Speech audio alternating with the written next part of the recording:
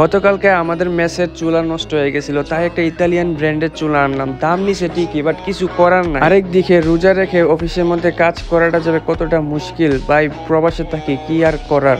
আসসালামু আলাইকুম, কি অবস্থা সবাই, কেমন আছেন? মার্কেটে আসছি চুলা কেনার জন্য, তো এখানে এসে দেখি যে অনেকগুলা চুলা আছে, আর এই চুলাগুলোর দাম বিভিন্ন বিভিন্ন রেট। তো এখানে আছে 2000 টাকার চুলা, 2500 টাকার চুলা, 3000 টাকার চুলা। এই দোকানে অনেক দাম বলতেছে এই চুলাগুলার দাম আরো কম। তাই আমি আমার এক বড় ভাইকে নিয়ে অন্য একটা দোকানে যাচ্ছি, সেখানে গিয়ে দেখি যে কিরকম চুলার দাম। যেহেতু মার্কেটে আসছি, 2-3টা দোকান ঘুরে দেখবো, যেখানে সস্তা পাবো সেখান থেকে কিনে নিয়ে যাবো। এই দোকানে এসে দেখি যে দোকানের বাইরে অনেকগুলা চুলা ডিসপ্লে করে রাখছে। এখানে চুলাগুলা দেখতে খুবই ভালোই মনে হচ্ছে। তো দোকানদার এখান থেকে একটা চুলা আমাদের হাতে দিয়ে বললো এই চুলাটার দাম হচ্ছে 3600 টাকা। পরে বললাম না, এই সস্তা চুলা নিব না, একটু দামি চুলা দেখান। তো আমাদের হাতে এই চুলাটা দিল। এই চুলাটা হচ্ছে ইতালিয়ান ব্র্যান্ডের চুলা, আর এই চুলাটার দাম একটু বেশি। তো আমি এদিকে দাঁড়ায় দাঁড়ায় দেখতেছিলাম, কারণ আমার কোনো চুলার সম্পর্কে কোনো আইডিয়াই নাই।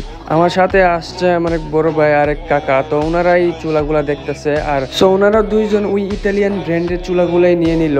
তো উনিও এখন রিসিট লিখতেছে, যেহেতু নিয়ে নিলাম। আর এখান থেকে 2টা চুলা নিলাম, আর এইটি হচ্ছে কিন্তু ইতালিয়ান ব্র্যান্ডের চুলা, 1 নাম্বার, কোনো কপি চুলা না কিন্তু। আর এই দোকানে সবগুলো অরিজিনাল চুলাই পাওয়া যায়।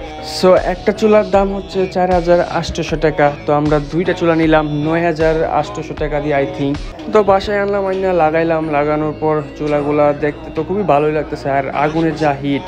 তো তারপরের দিন আমি অফিসে আসলাম। আসার পর একটা ওল্ড মডেলের গাড়ি নজরে আসলো, আর এই গাড়িটার নাম হচ্ছে করভেট। আর এই গাড়িটার ভিতরে তো দেখতে খুবই সুন্দর লাগতেছে, লাক্সারিয়াস ভাব। একটা সময় এই গাড়িটা কিন্তু বাইরের দেশে পুরাই মার্কেট কাঁপাইছিল, সবার ফেভারিট ছিল এই গাড়িটা। আর এই গাড়িটা এখন নতুন ভার্সনও আসছে, আর এটা হচ্ছে ওল্ড ভার্সন। এই গাড়িটার একটা সমস্যা হয়েছে, ওই কারণে আমাদের কোম্পানিতে আনছে এই গাড়িটা ঠিক করার জন্য। এমনিতে গাড়িটা কিন্তু জোস। এই গাড়িটার একটা জিনিস আমার কাছে সবচেয়ে বেশি সুন্দর লাগছে, এই গাড়িগুলোর সামনে যে 2টা লাইট, ভাই জাস্ট ওয়াও লাগতেছে।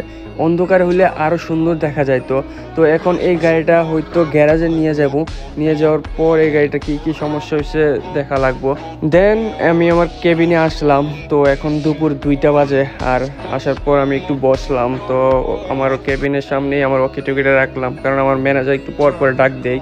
তো বসার পর ভাইরে ভাই, বিশ্বাস করেন খুবই ক্লান্ত লাগতেছিল। রোজা একবারে ধইরা লাইছে আমারে, মনে হচ্ছে যে পিপাস তো লাগছেই। আর চোখে তো ভাই এমন ভাবে ঘুম আসতেছিল, কারণ রাত্রেবেলা আমি ঘুমাই নাই। একবার উঠছিলাম 12টার দিক দিয়ে, একবার উঠছিলাম 2টার দিক দিয়ে, তারপর 3টার দিক দিয়ে উঠে সেহেরি টাইম হয়ে গেছিল।